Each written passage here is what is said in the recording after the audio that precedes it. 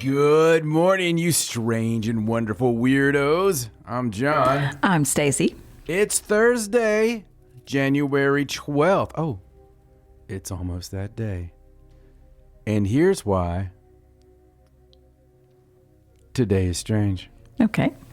You ready? I'm ready. I'll be more ready when it's...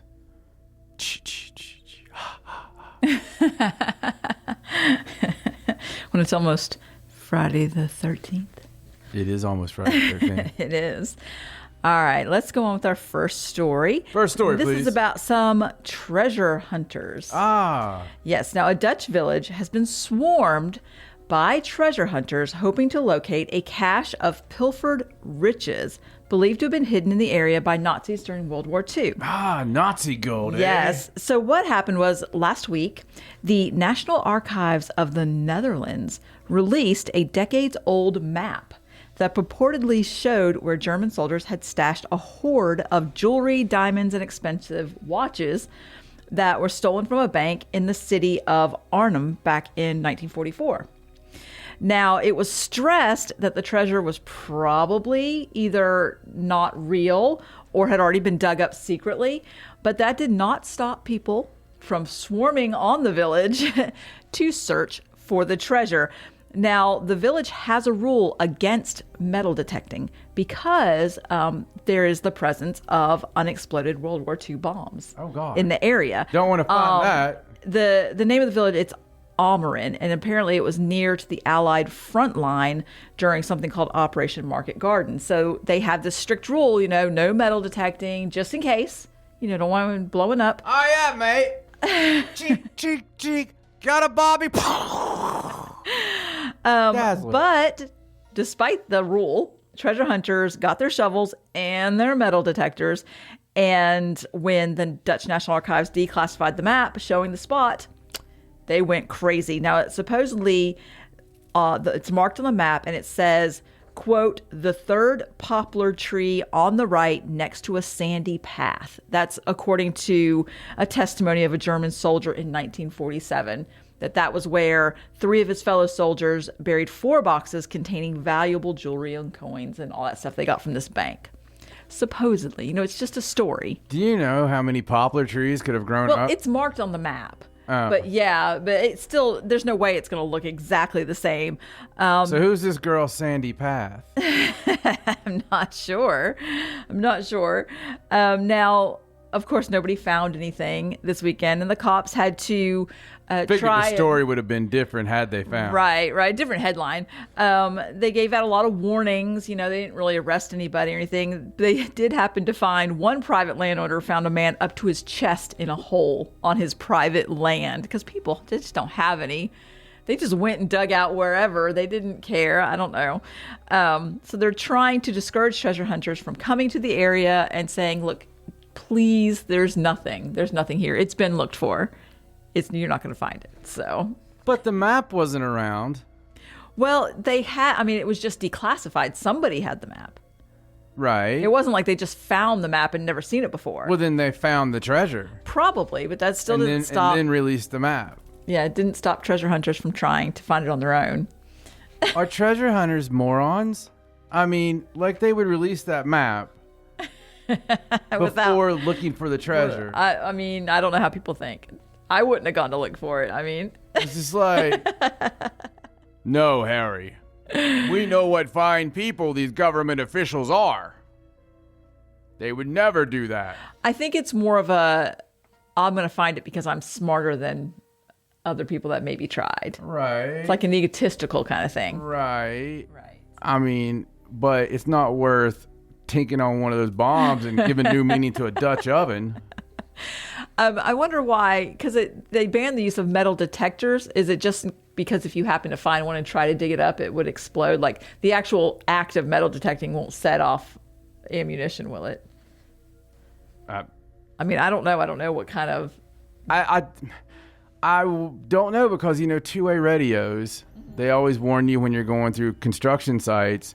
It's like, turn off two-way radios or whatever. And I'm always fairly, a little curious. Right, right. to get a CB and just go through that area just to, Just to see what happens. because in my head, people blow up like cartoons or... Right. I blame the shows you and I were raised on because when we were kids, no one ever died on TV shows. No, you could walk off a cliff and you'd have at least 10 seconds to get back on the cliff before you fell. I mean, okay, so when I was a teenager, I, honest to Pete, jumped my car. Mm-hmm. Okay? It didn't do my car any favors. No, Spoiler I'm sure. alert. Right. But because of things I was raised watching, I believe stuff like a charger could, jump a river and, yeehaw, right? Right. But I don't know where you would have got that idea. I mean, things like the A-Team and all these, like they would get shot. MacGyver. Yeah, well, I mean, they would get shot to hell and no one would ever get even, hurt. Right, not even nicked. Yeah. They could dodge the bullets. It's a wonder any of us survived. I'm surprised. All right, so let's move on to this next story from China. And this is not a new discovery, but I thought this was a really interesting story. It's about why archaeologists are too scared to open the tomb of China's first emperor. It's a really cool write-up. Now, if you haven't heard of this, in 1974, they stumbled upon one of the most important archaeological discoveries of all time called the Terracotta Army. Thousands of clay statues of warriors and horses, all individual. It's amazing. The most amazing thing. Just some great Greek craftsmanship in China. And they were in pits that were supposedly guarding the tomb of China's first emperor, Qin Shi Huang. Bless you. I think that's how you say it. Now, while large parts of this necropolis surrounding the mausoleum have already been explored, they've dug up the army, they have not opened that tomb, and they believe that it has not been opened. So we're talking over 2,000 years that's been there. Now, the reason... Is it the mercury? Or? Well, there's two reasons. One is there was a write-up from a historian that did talk about the rivers of mercury in the tomb, but it also says that there are booby traps built in, bows and arrows, like real Indiana Jones stuff, open it. I hope it's the terracotta soldiers that are like the booby traps. So they'd be amazing. Yeah. It'd be worth killing a few people just to check. They did say that they also don't want to cause any irreparable damage, and they cited the example of Heinrich Schliemann, who wanted to discover the city of Troy. And in his hastiness in the 1870s, he basically destroyed almost all traces of the city instead of uncovering it. And they don't want to do... be hasty. They don't want to do any of that irreparable damage. They have batted around the idea for a couple years now. His name was Heinrich Schliemann. Yeah. It's Schliemann. If you ever wanted a villain German, that's like the best name of all time. Sorry. Now, they've bounced around the idea of using the muons. You know how they scanned the pyramids and saw the inside? They thought about doing that to the tomb and trying to figure out what was in there. Well, yeah. But it hasn't come to fruition Why don't we yet. send some of those robots you've been talking so much about? There you go. They can make a conscious decision. Right, whether or not to open it. Yeah. I feel like the mercury is probably the most deterring factor. Well, it's supposed to simulate the rivers, right? Like rivers of mercury in there. So they've already found mercury in there. There's a lot of mercury in there, as in a lot of those old things. Plus, there's a lot more to the terracotta soldiers than what they tell you about. And there's so much to ancient China and some of the lost civilizations, some of the forbidden civilizations. But, the pyramids in China, hell, the pyramids that are under a lake in China. So many things in China that you just don't hear about readily, you don't turn on a special sometimes, and just see, well, here's the pyramids, here's this, here's that. It's not woo. This stuff's real, man. And some of the craziest, you got to think, everything's the same age, right? But as far as old civilization wise, and recorded somewhat. I mean, there is so many mysteries. And it's funny, for such a secret nation, right, does it not seem like we always have stories from China? Tons, all the time. All the time. It's crazy. It's really weird. I guess they let us have what they want us to have. Possibly. Yes, there's probably a lot more news that we don't get. The terracotta soldiers are fantastic. Though. I love it. I want to see them. One of the greatest. I mean, honestly, if we reimagine the wonders of the world, I think that should be right. Definitely be one of them. Right up yonder. All right, let's move on and let's talk about the fact that Bigfoot is possibly going to be on the moon, archived on the moon. Those stories are all going to be true now. So, a man named Dan Chudzinski. He's from Northwest Ohio. Is he? He's an artist and a sculptor. And during the lockdown in 2020, he created an art piece for the Norman Rockwell Museum in Massachusetts for an exhibit. And initially, it was a sculpture of Bigfoot. Initially, he wanted to create a 10-foot tall Sasquatch sculpture, but later he settled on just creating the creature's bust. And he basically used 400 pounds of clay to make a mold, made it into like a silicone mask, painted the external, used taxidermy hair, installing each hair by hand. Took him 3 weeks just to do the hair. It only took him 3 weeks? And it's just the head and the shoulders. Right. Just the bust part. Now, it went on exhibit and it started to win awards. It is very realistic looking. And because of all the awards that it won, he has been invited to have his art included in the Lunar Codex. Now, we've talked about this Lunar Codex. It's basically 30,000 contemporary artists, writers, musicians, filmmakers from all over the world, and they put all of their artworks, they take pictures of them or record them and put them on these codex, and they're going to launch them and leave them on the moon. It's like a lunar archive. Why not? Right. So now they're just going to be what a better thing a Bigfoot to find after we blow ourselves to shit down here. Right. For somebody right. to land on the moon eventually and just be like, well, it's really sad what happened to that civilization. Looks a lot like that red one we went by. Right. Except it's bluer and still empty. But at least they left us stuff here. Let's see what they looked like. My favorite part of this is, oh, look, they've left us something. Maybe it's seeds. Maybe it's something that we can restart the civilization. Oh, it's art and music. Yeah. It's a Bigfoot nice. Bust. It's a Bigfoot. Yeah. What, is this what they looked like then? Yeah. What is it's this? It's a Bigfoot bust and some kind of French tickler. Well, it's an honor for the artist. And now we can officially say that there is at least a picture of Bigfoot on the moon, or there will be. I wonder what the Bigfoot Sasquatchian would be called, the moon version, because there's one on every continent. I don't know. He'd be called the Lunarfoot. Lunarfoot. maybe. Yeti, moon Yeti. I don't know. It'd be kind of cool though if it was turned, since it was on the moon already, kind of like a werewolf. Just be a big werefoot. Wow. All right. Let's go on and let's talk about a very strange story. Would only your foot turn though? It's like, oh God, the moon. It's the moon.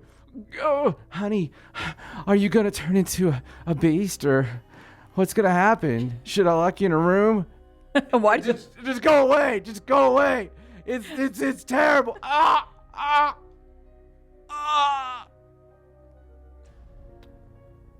So your foot gets really big? I mean, I don't know. Somebody needs to make it. Why'd you look so excited at the beginning? Because you know how girls are.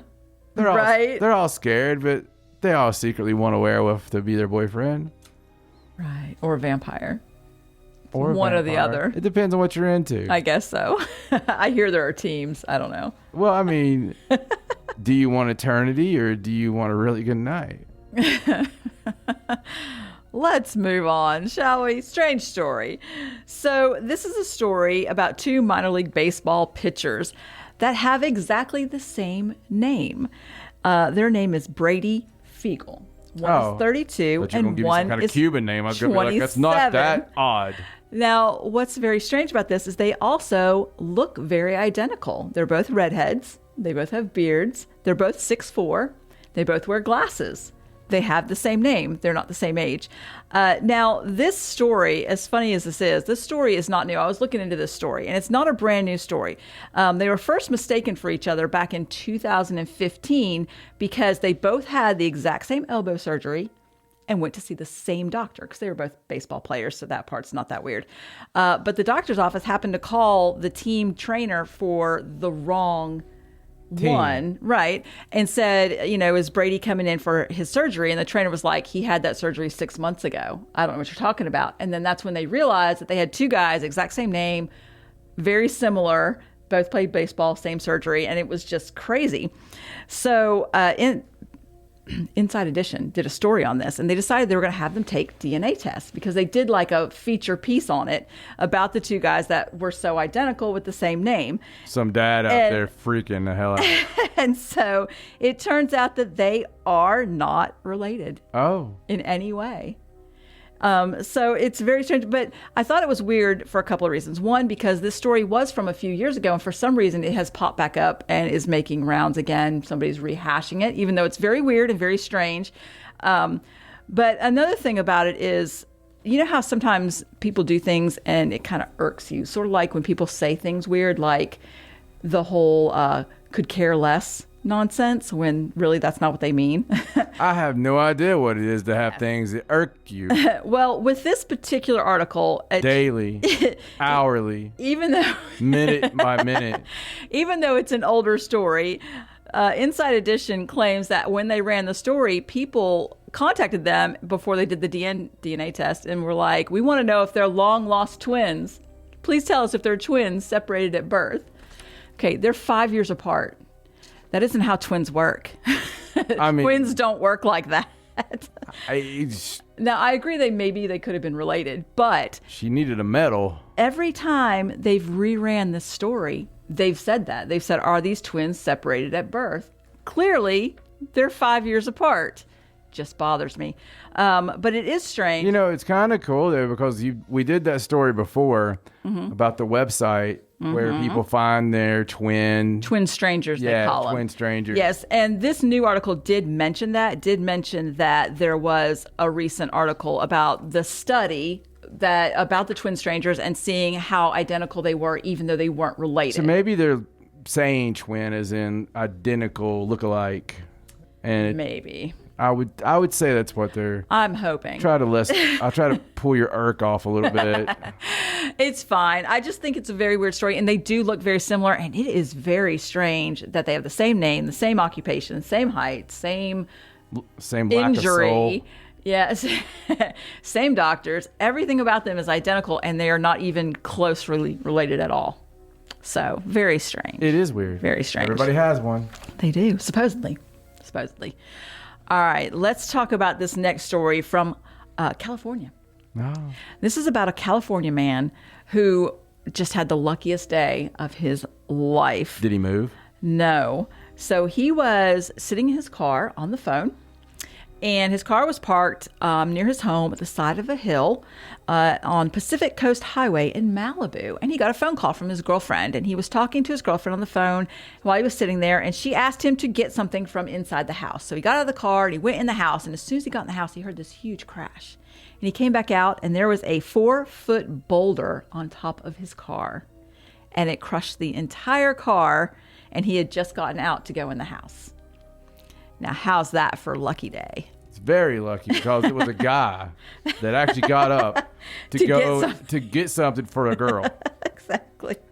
So we need to write this down because not only is this a big deal for this guy, it's a big deal for mankind. God knows that there's not many written records of such things occurring. I feel like this guy needs to like he's got a second chance on life now. Yeah. Because that rock would have crushed him. Depends on how you look at it. He's got a second chance on life or something's trying to kill him. I mean, it's one of the two things. Apparently, there was an entire rock slide, and the debris was dispersed across 4 lanes of traffic and damaged at least one other parked car. No injuries were reported. Could have been an injury, but he got out at the last second. Well, he should buy his girlfriend something pretty. He should. He should. Or she should just be glad that he's alive. She saved his life. Mm-hmm. All right, let's do this last story. Okay. So this is a story about Diego. Diego is a giant Galapagos tortoise. Now, this is a story I saw, and it is one of those on this day kind of stories. And I happened to see it this afternoon, but it was for an on this day for January 11th, which was yesterday, but we do our show so early in the morning that I didn't see it on January 11th. Okay. But so I thought we could still give Diego some props today because this is a really cool, strange story. So on January 11th in 2020, this Diego was retired from a breeding program. It turns out that this particular tortoise, like 50 years ago, was placed in a breeding program because there were only 2 males and 12 females of the entire species left. And that was it. And they didn't want them to go extinct. And, these are the turtles that live like 150 years. They live a long time. So they put him into this breeding program at the San Diego Zoo, and Diego himself is responsible for about 40% of the estimated 2,000 tortoises born during the program. This turtle has like 900 children. And he was one of the most popular, like all the girl turtles, they all wanted to have sex with Diego. And he fathered lots and lots of turtles, so much so that in 2020, he was able to be retired back to his island where he can live out the rest of his days. And the species is not, he saved the species. It's not on the brink of extinction anymore. So not very familiar with turtle coitus or labor or birth or... Right. So is it a bunch of eggs or... Well, in this particular program, I believe that, yes, the turtles have they... How many tortoises are born on a litter? Like, it doesn't say. I do know that a couple times a year they were able to release the tortoises, but when they released the babies didn't always, like, about 50% success rate. I'm just survival wondering on the turtles. How much? A lot. We're talking... Well, I didn't know if they had, like, 100 kids at once. No, I don't think they have quite that many. But he said that he was more popular with the females than any other males in the program because he has a big personality. It's what James Gibbs, the professor of environmental personality, professor of environmental and forest biology at the State University of New York and Syracuse, described him as having a big personality and that he was quite aggressive, active, and vocal in his mating habits. Oh my! And it made sure he got most of the attention. And he's also quite a strong physical specimen. The ladies liked him. So who was the other guy? Funny enough, I think the other turtle's name was like E5. Like, he didn't have a cool name. Nobody wanted to mate with E5. Actually, I think E5 did have a lot of children as well. I think eventually they had 3 male turtles that they were using for the breeding program. And he just didn't have as vocal of a, personality. And so he wasn't as popular with the media. And he did not get credited with saving the species. Just Diego did. So he is now, as far as we know, living out his best life. They think he's going to live to be, he's over 100 now. They believe he's going to probably live to be about 150. And yay, species saved. There's roughly, like I said, over 2,000 of the species now. And there was like 15 back then. So amazing story. Do you ever wonder if reincarnation's real? What you may come back as? What would you want to come back as? I don't have any idea. I guess a person again. I didn't have an idea until now. Mine's very specific, though. Is it? I really want to make sure there's a species almost dead. I would like to come back as a pampered Galapagos turtle.